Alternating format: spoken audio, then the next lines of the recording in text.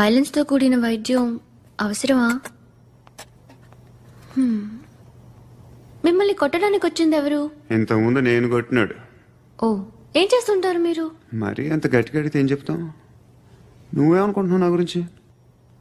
అంటే బహుశా గ్రాడ్యుయేషన్ అయిపోయి జాబ్ ట్రయల్స్ చేస్తూ ఖాళీగా ఉంటూ ఏం చేయాలో తెలియక మనసులో ఏమనుకుంటున్నావు డైరెక్ట్గా చెప్పే.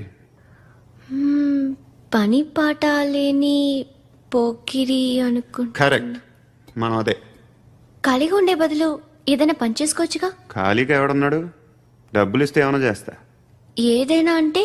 ఇప్పుడు నీకోసం డాక్టర్ గారిని ఫ్రీగా కూర్చాను కదా, మామూలుగా అయితే డబ్బులు తీసుకుని వస్తాను. ఎందుకలా? Self employment. Self employment. ఈడు మంచోడా చెడ్డోడా అని ఆలోచిస్తున్నావు కదా, ఖచ్చితంగా మంచోడని అయితే కాదు.